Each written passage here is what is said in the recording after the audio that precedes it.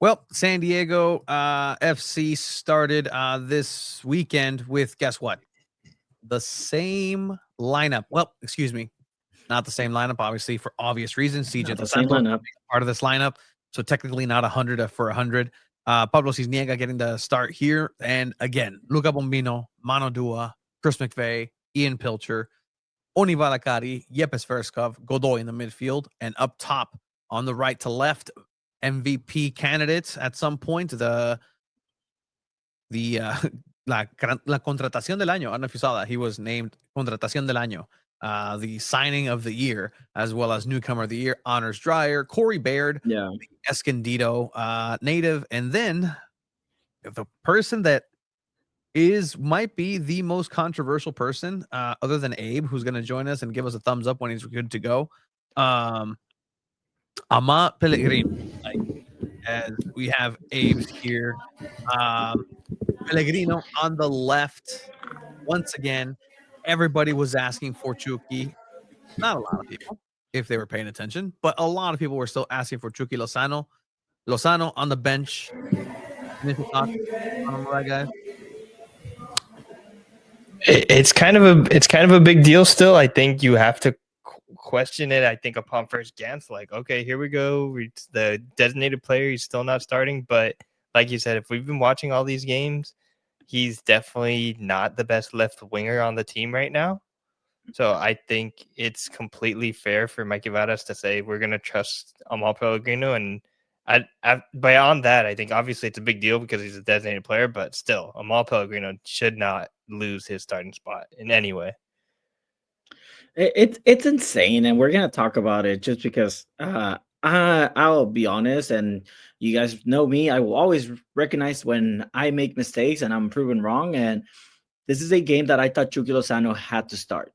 Like, there's no other way around it. I also said on last week's episode that Pellegrino should also start and maybe have Dreyer be like a false 9 or a 10, and then Chucky on the right. But Mikey Vada sticks to the same things, and it worked out for them. Like, this could have gone two ways. It backfires on him, and then this episode could have been completely different, and we start talking about Mikey Vada's not having enough experience, not being able to handle that pressure.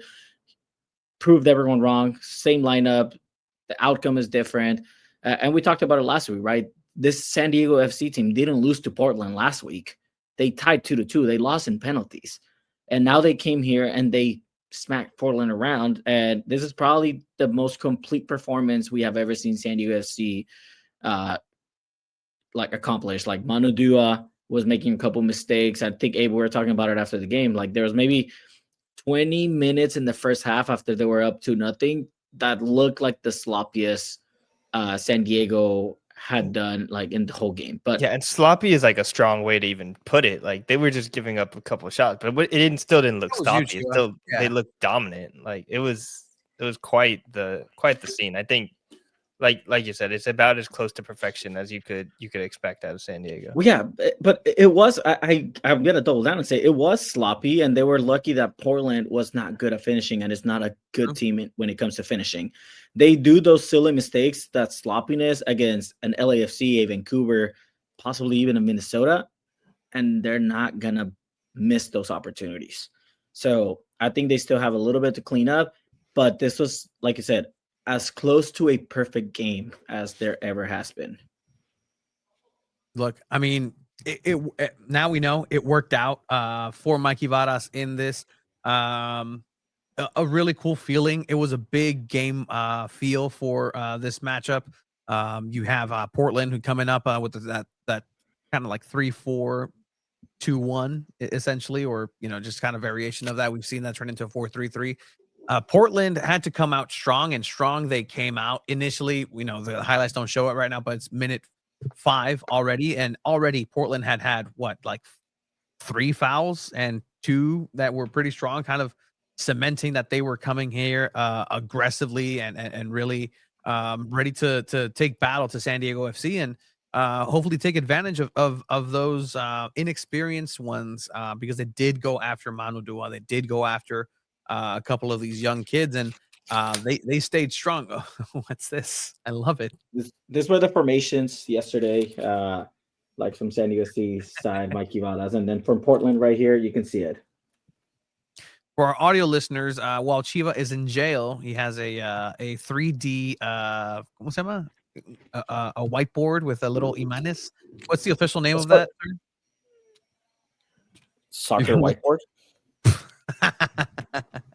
Well, thank you for the soccer whiteboard, but thanks to the soccer whiteboard of Mikey Varas and his placement of players in their natural positions, you get this. Side of broken through here, Valakari. Dreyer making a run towards the far post. The cross towards him.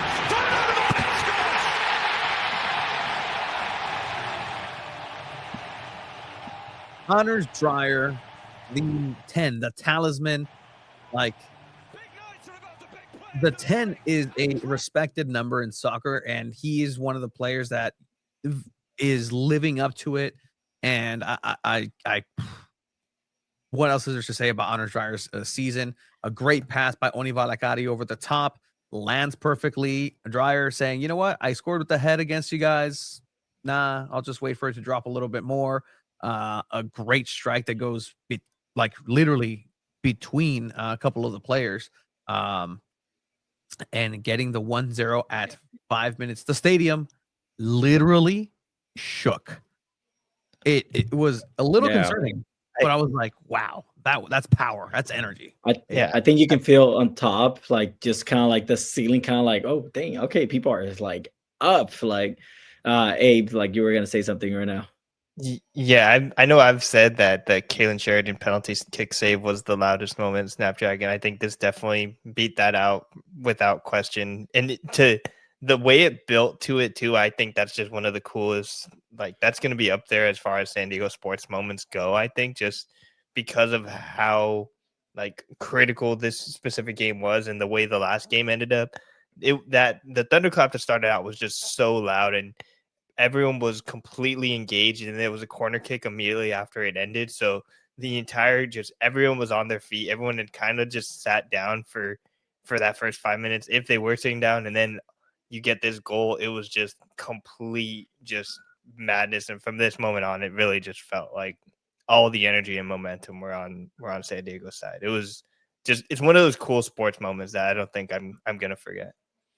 And let's talk about Valakari, right? Like Felipe is mentioning, right? He's more valuable than people give him credit for. And I agree. Like Tony, you were saying in the press, like he's a natural like center attacking mid. Like you give him that space, you give him that chance to create plays, and he's gonna deliver. Like he steals the ball, he gives a perfect ball to Dreyer. That's something that San Diego FC practices too. Like we've seen them at training. They practice these plays, these counterattacks. Like they live for this sort of quick pass and then breakthrough counterattack play, and on the transition, that's where they can be deadly. And Valakari has been such an important piece for the starting 11 that if San Diego FC don't keep him for next season, I know he's on a loan, like he's one of those few players that needs to stay next season. I would even say more than Luca de la Torre.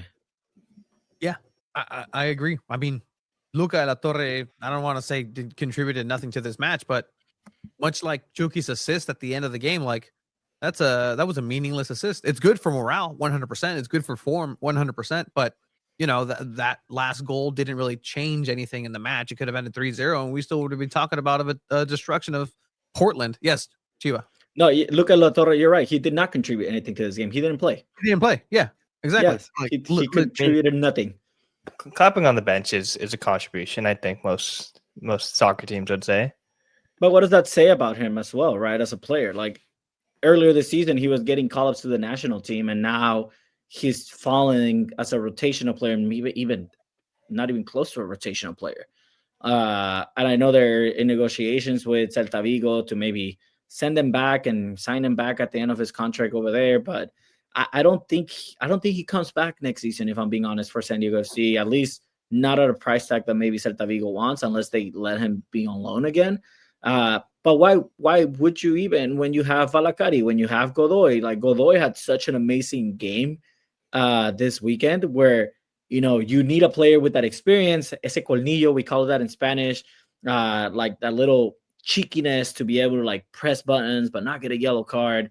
Like you need that in a playoff match like this. And I think the team was so well balanced with younger players and experienced players, with MVP caliber players like Dreyer and Valakari playing at such a high level, that if they keep playing like this, it's going to take a lot to stop them. Yeah, 100%. And that's just goal. We're giving all these praises, and this is going to sound like a lot of praise for San Diego FC because they deserve a lot of praise for San Diego FC. We'll give some praise for San Diego Wave a little later and some criticisms too. But for San Diego FC, like, it's one of the most picture perfect situations that you could have found yourself in. And actually, a commenter a couple of videos ago was like, "Hey, like, you guys were so negative at the beginning. You guys weren't giving them credit. You guys didn't think that they would make playoffs." Nobody thought that would happen. And if you thought that would happen, I congratulate you on your back-to-back lottery victories, because you must know the future. And with that is saying that this is an impressive San Diego team that is still an expansion team, that it still has every excuse in the book to say, hey, we're not going to go ahead and be at our best. Every excuse to let a goal in. Pablo Cisniega just comes in strong. That classic Mexican goalkeeping style, the fusion of MLS in a goalkeeper. He may not be the best with the ball at his feet. You may kind of have a couple of more, just tightening of the back region in terms of like, he's gonna give the ball away. But ultimately, his shot stopping ability was fantastic. Pellegrino over on the left, and I see the question. We're gonna have to talk about this for a long time because the next game is coming up. But why do you guys think SDFC plays better without Chucky? Because Amal Pellegrino understands his role and he shuts his mouth, as The Rock once said. That's it. Because Pellegrino is that system player, that hungry player that knows where he needs to be, and he knows where he needs to not be. He told you, Abe, I'm not a 9, because he's not a 9. He kept telling people in San Jose, I'm not a 9. In the post-match last night, he kind of went after, without saying San Jose Earthquake, he was like, yeah, no, these people didn't know what they were doing with me, and I needed to get out of there. First thing I get a chance to get out of here, I come to San Diego. Takes me a little bit to kind of get used to the style, but in no time, he's contributed more than Chucky Lozano has contributed for the majority of the season consistently. And I just say consistently because, Chucky has injuries. Chucky's not that goal scoring producer in a way, but clearly goals are coming from the left wing. So the goals are there to be had. Yeah, 100%. And I mean, we talked about it with Yepes first cup after, right? Like people asking him about Pellegrino, and he said, no, I mean, I knew what he had when he was playing back in Norway with all the teams that he played with. Bodo, like /Clean, I think that's the name of the team. I mean, he has 71 games, 55 goals.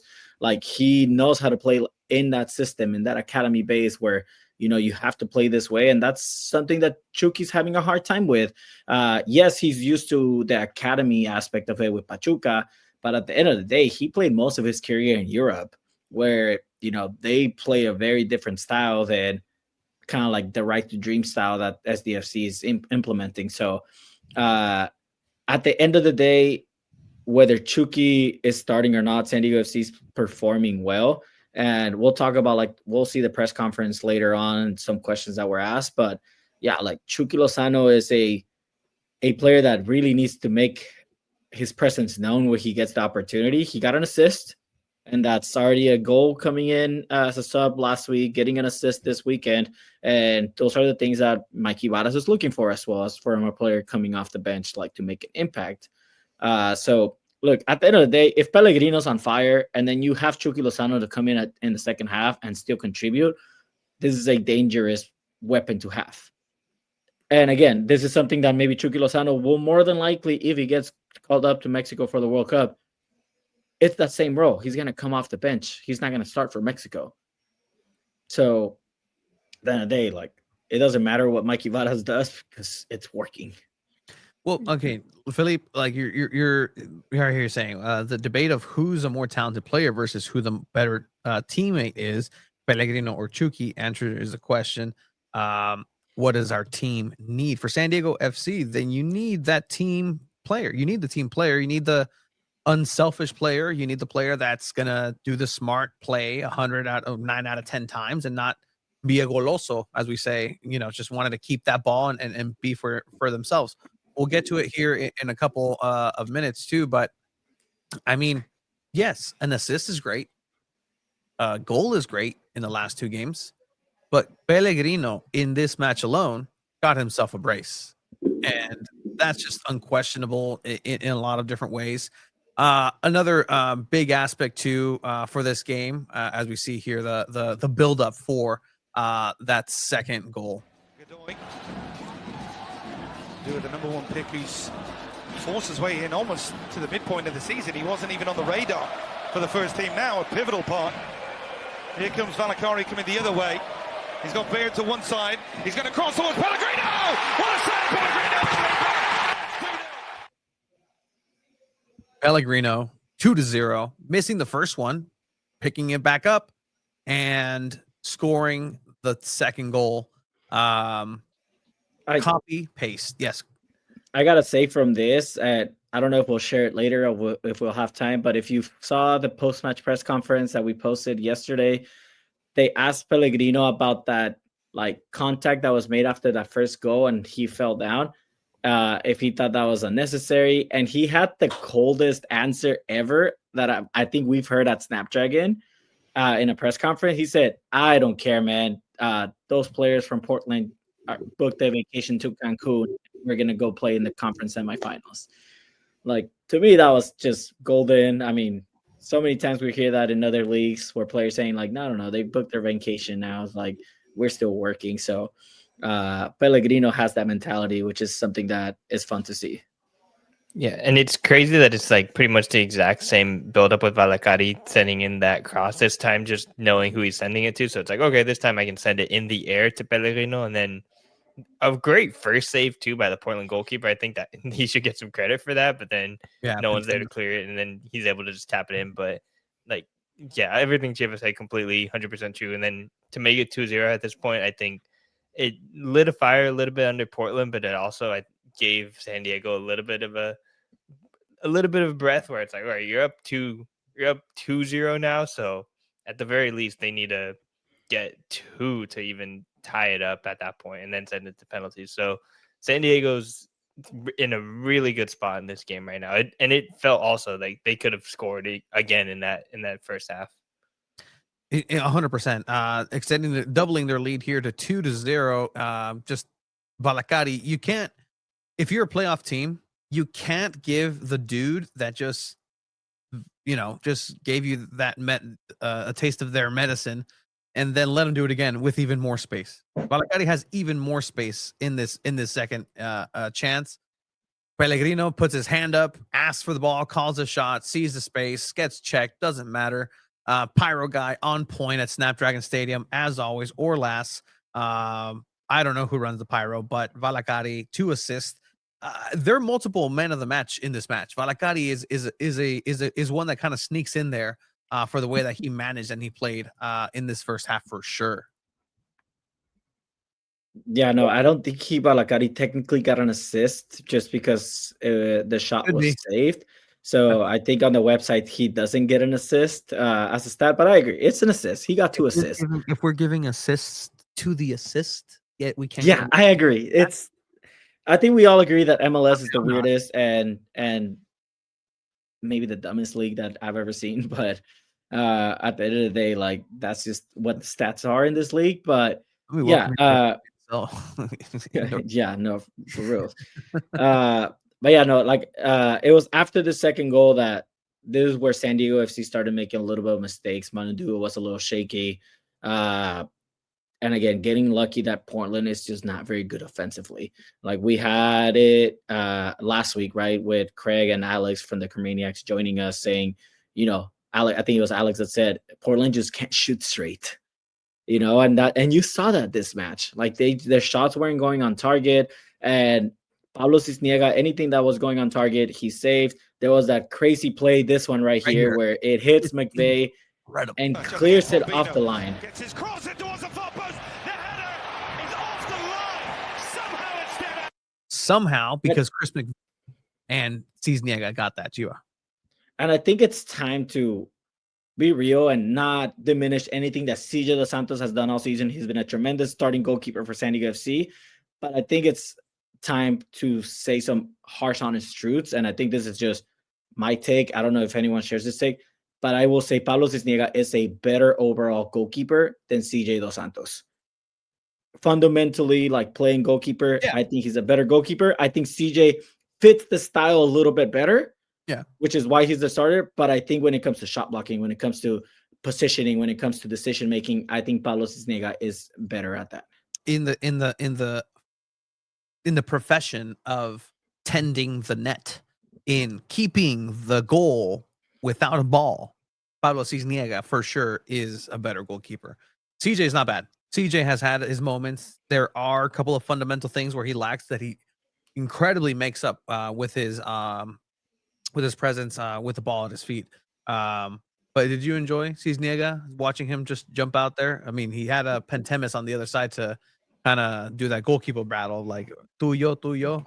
He was unreal in this game. I think maybe we're not giving CJ enough credit. He made a lot of really great saves throughout the course of the season, and I think that's probably where I would take CJ over Cisniega. Is over the course of an entire season, the way San Diego FC plays, they need a goalkeeper that can actually pass the ball and be truly competent with his feet. Because in that last Portland match, as soon as Cisniega came on, he had that moment where he did not look confident with the ball at his feet, and that can be such a big issue for San Diego FC. And I wouldn't be surprised if, say, San Diego goes down 1 to start the next game, and CJ has to kick the ball at the feet. It just doesn't look as good as it does with CJ, and you really need that out of your modern goalkeepers at this point. But in this elimination game, winner take all, you needed saves at all times.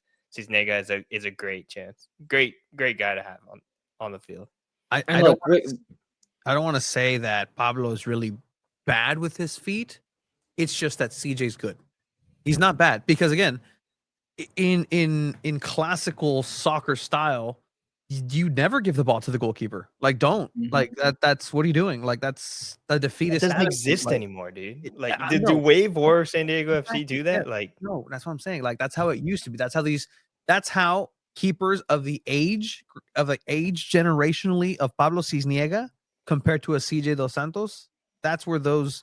I know it's a couple of years, but you saw it with the way that a Joe Hart in Manchester City was just unceremoniously kicked out.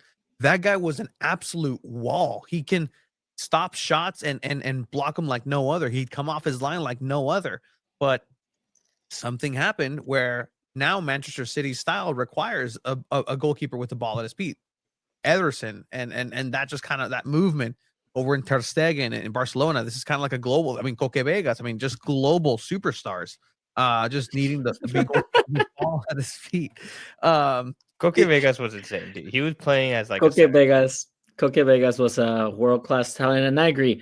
I will say this: CJ Dos Santos is very young for a goalkeeper. He's 24. Like, a goalkeeper's prime is 33. Pablo Cisniega is only 30. Like, these players have not even reached their peak time for a goalkeeper. And anybody that knows ball, Tony, you're a goalkeeper yourself. Like, 33 is like your prime years as a goalkeeper. Tony hasn't even reached his prime, guys. I mean, it's going to be scary when that happens. I'm waiting for the San Diego Sockers to once again have a media celebrity halftime show so I can showcase my talents to the city of San Diego. Once again, a reminder that we're going to go ahead and do the State of the Union here for Frontera San Diego here in a bit. There's a specific link for the Union. They're going to go ahead and do that because they were a big part of what's happening in San Diego outside of a forcefully a handful of forcefully forced questions in the post match about, hey, how were they? They were excellent. Nobody needs to hear that, but they were absolutely excellent all the way together. And this was a group effort. And San Diego, like you said, Abe, they could have scored more. They could have scored more. And it seemed like they were getting a little bit too ahead of themselves. Cisniega having the ball at his feet, he clears it. That's what he does. He just clears it and says, figure it out. I'm just gonna punt it downfield, but that's not the style. The style is you're gonna start playing and building, never lose possession. And in this 25th through 30th minute of play, I mean 20th, Mikey Vadas was upset. He was not happy with the way that the ball was being handled for his squad. Did you notice that too? Yeah, that was around like the 27th or 26th minute. There was definitely a couple times where he definitely got off the bench to try and get in the ears of a couple of the San Diego FC players. Yeah, no, and at the end of the day, it's those adjustments that Mikey Vadas has said that his team is going to be able to do. Is they're going to falter, but they're going to fix it and clean it up mid game, and they kept coming in and trying. It would have been dangerous for San Diego FC to concede a goal before half. If Portland had scored at the half, San Diego would have been in trouble. Yeah, and like that's the reason they say that a 2-0 is the most like dangerous scoreline to have. Like in Spanish, they say el resultado más engañoso. Like because you drop one goal and then you get in your head and it's so easy to just get tied and then you lose momentum and they score another one and then now you're down 3-2. So yeah, like Tony, you kept telling us like they need a third one badly.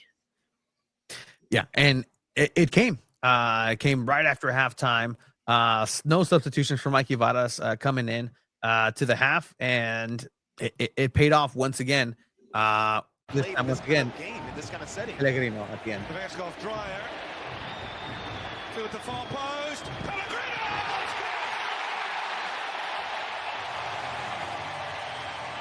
And then he almost tipped over. Golazo. The coordination it takes to volley that off the air, but then to have the coordination to almost fall off is incredible. An incredible duality here, showcased by Mal Pellegrino. But what a tasty goal for a 3-0, guys. Yeah, no, it was just a perfect volley and a perfect ball to Pellegrino. And again, like it's almost similar to that first goal where the cross is perfect and you just have to like tap it in, but Pellegrino just adds a little bit of flair to it, a little bit of power to it, and it just looks phenomenal. And again, now you're like, damn, a brace from Pellegrino. Like, what is that? 6 goals in his last 5 games for San Diego FC. Like, the dude's literally on fire. Like, he has to play every game right now.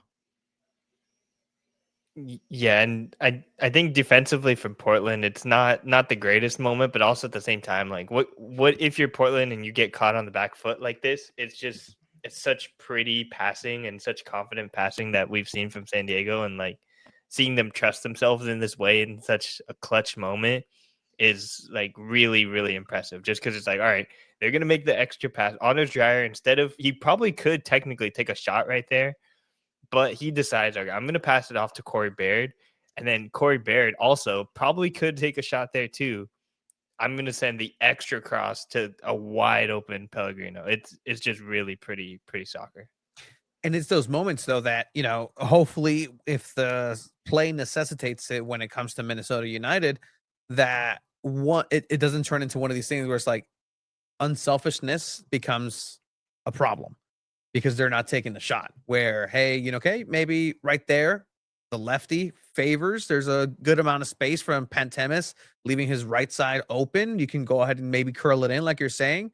Okay, there's a much more open player for Corey Baird on the right-hand side. Maybe you strike it first time, get yourself a corner out of there. But you're going to be playing against a much better defensively stood team in Minnesota. Pellegrino may not be this open, and I mean, I just like the fact that he volleyed it like just into the root. Like that's a great volley. Like it's just a fantastic goal. It's also very poor man marking on the defensive aspect for Portland. Yeah, Pellegrino, somebody should be covering that back post.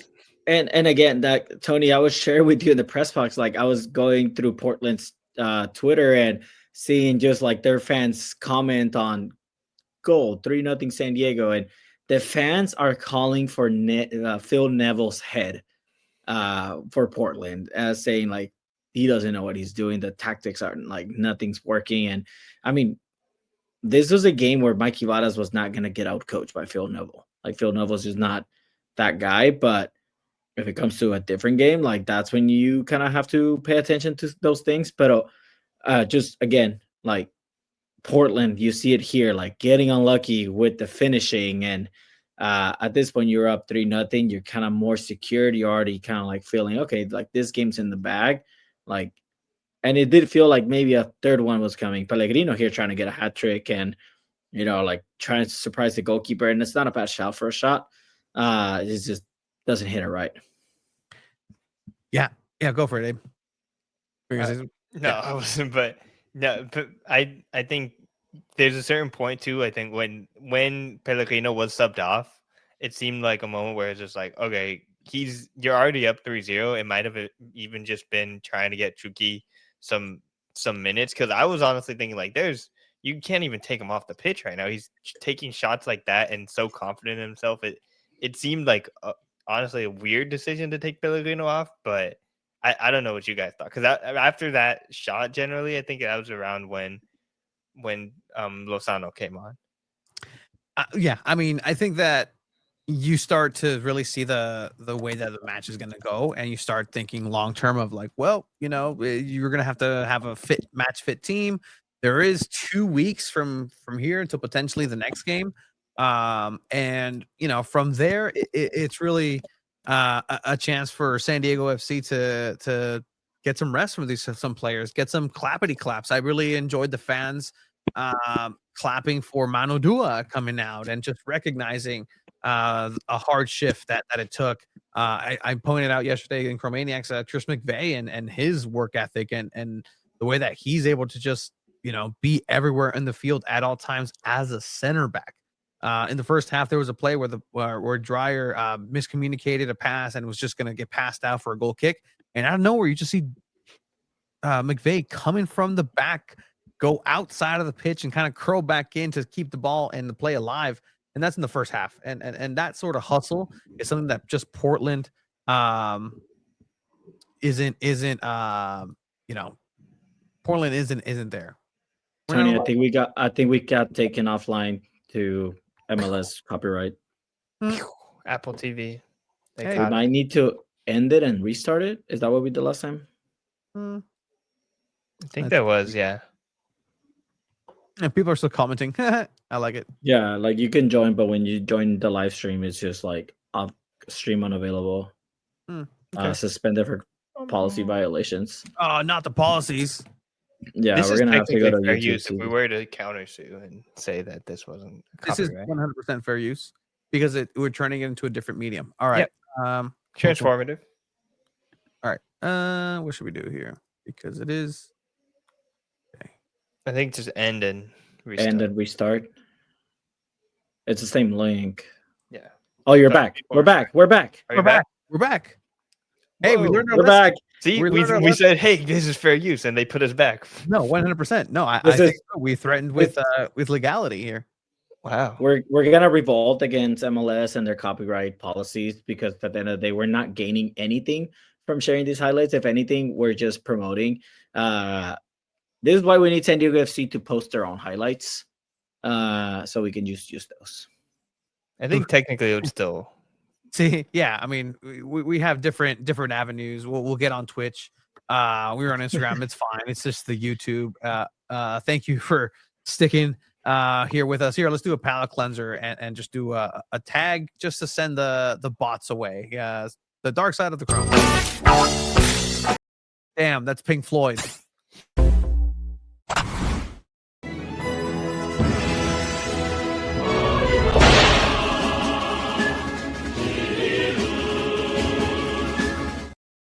Yeah, a little bit of a palate cleanser there, just to send off the bots. And, Nintendo notoriously never sues anybody here.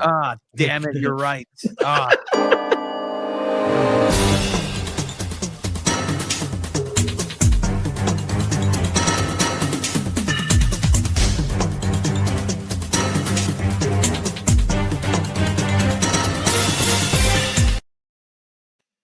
That's Hideo Kojima's masterpiece, Metal Gear Solid 1's soundtrack from the PlayStation 1.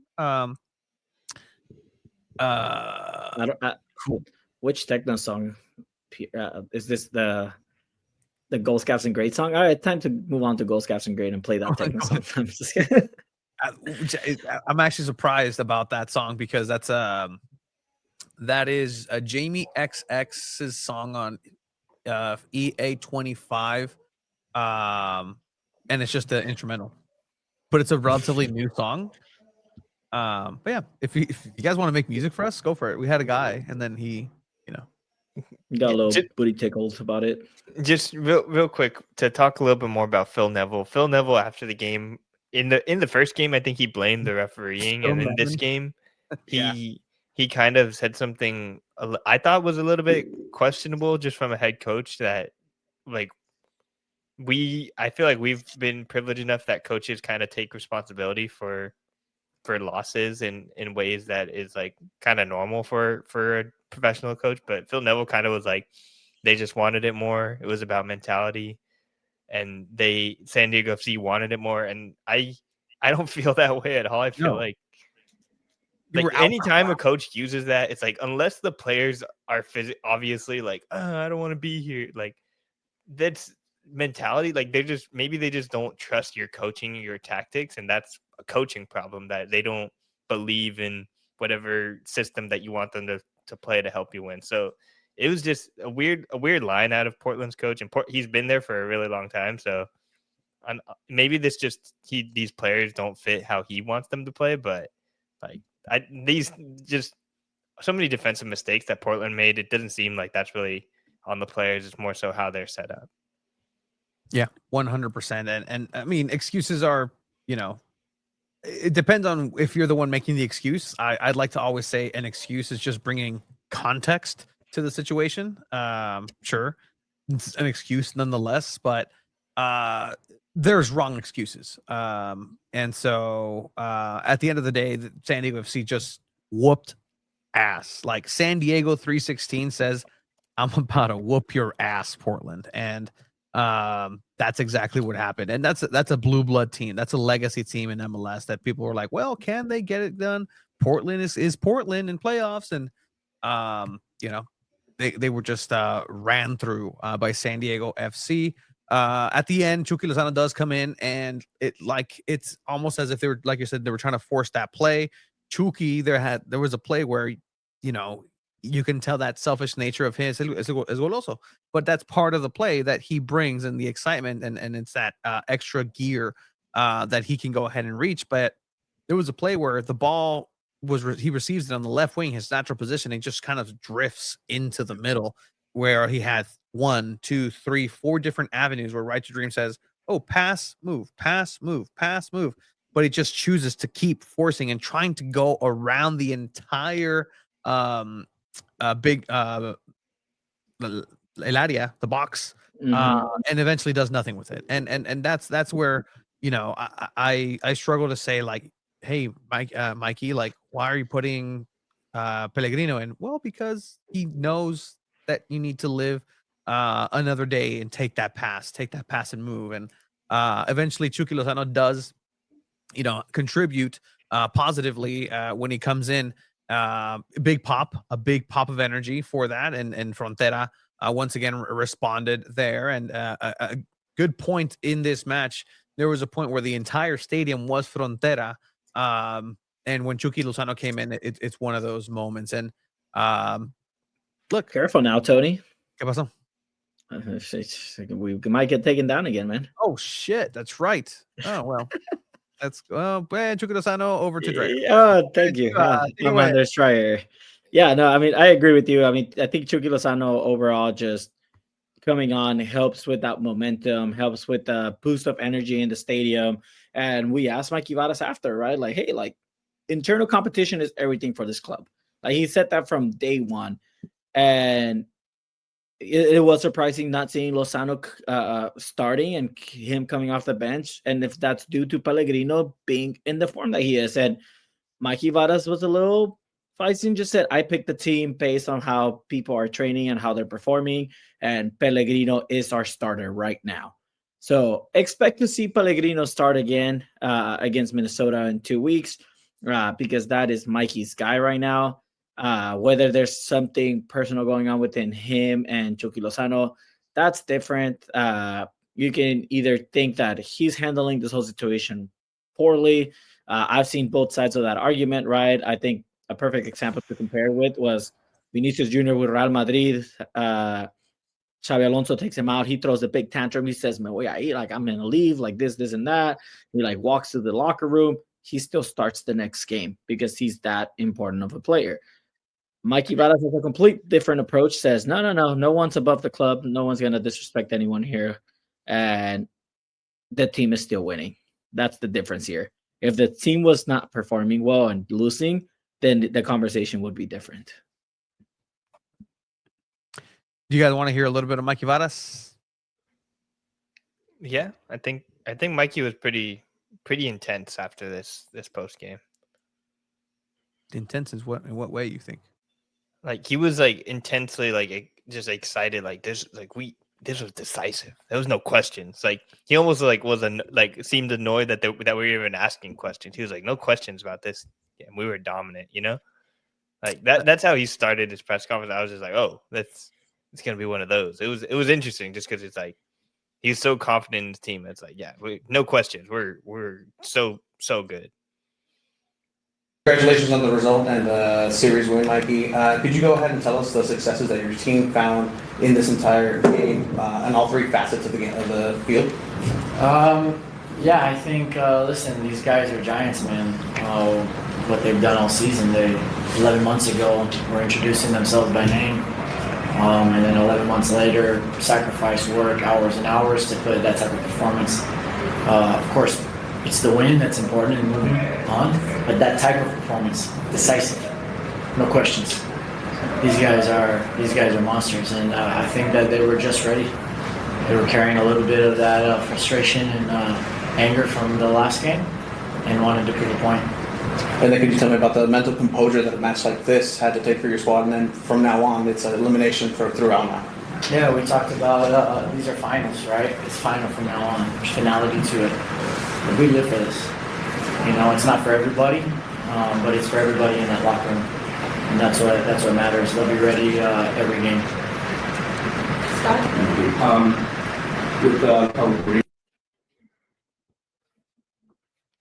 Mikey Vadas, with that intensity that you're mentioning, Abe.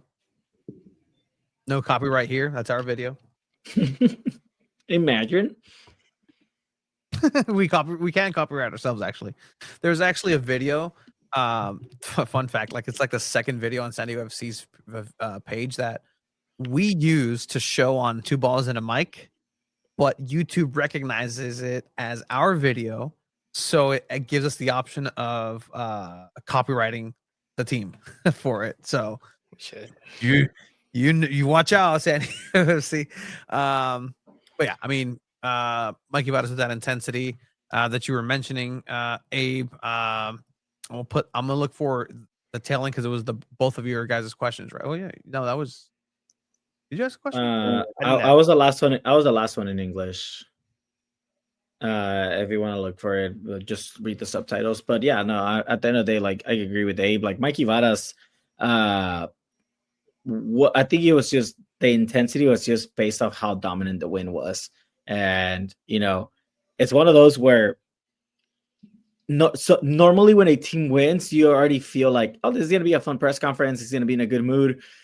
This time, Mikey just looked like he means business. He wants to win it all, and I think it's good to have that mentality, especially when you're SanDiego.FC, where you know you have nothing to lose. You really don't. You're out in the conference semifinals, and everyone is still, all the experts, all the players, all the coaches, they're still gonna recognize you as one of the best teams that MLS had this year. Like you said earlier, Tony, nobody expected this team to be where they're at. And at the end of the day, like I think they can use that as their biggest advantage. Like they can definitely go out there without playing scared, without fearing of disappointing anyone. They're not going to disappoint anyone. They've already surpassed that bar.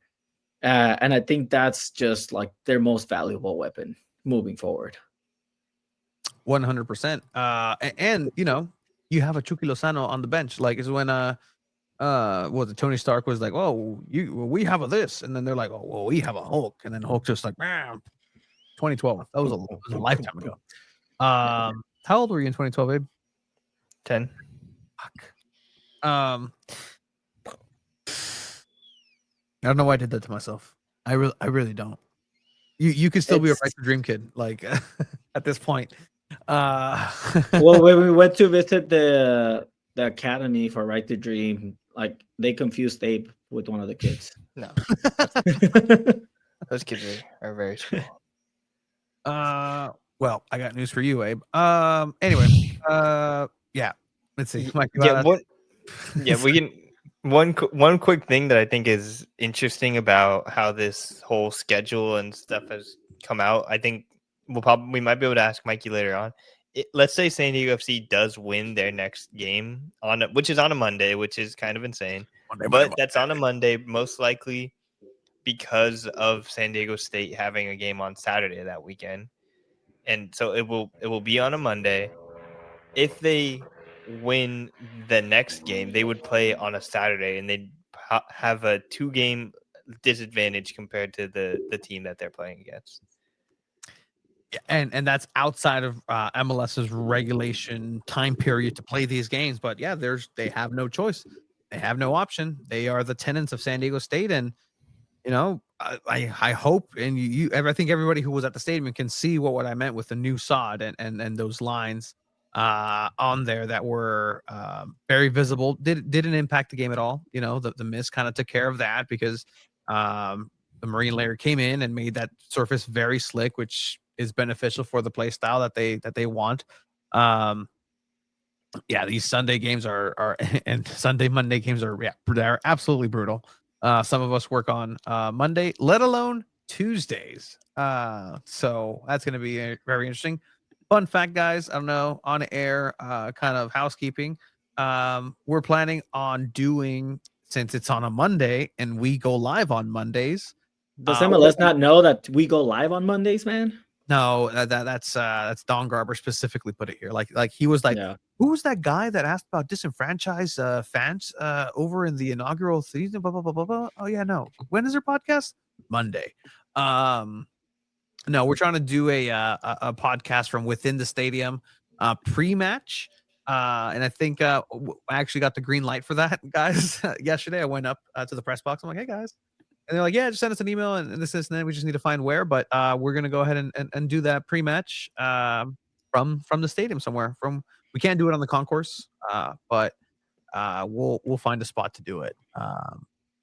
Yeah, shame on MLS for not following two balls in a mic. No, excuse you. They follow us too closely. Did you not see? They took us down. Shut up, man. Literally just took us down. All right, Mikey Varas, ¿qué tienes que decir to Chiva? Hi, Mikey. Congrats. By the way, the technical difficulties in this press conference was awful. Like the mic wasn't on. They had to up the volume on Mikey and some of the players. And I mean, come on, do better, like Snapdragon Crew. No, because we have technical difficulties too. All right. It's the same level of technical difficulties, $1 billion corporation versus us, but see, we're I expect better. Come on. Like, All right. Ask your question, Chiva. Hi, Mikey. Congrats on the win.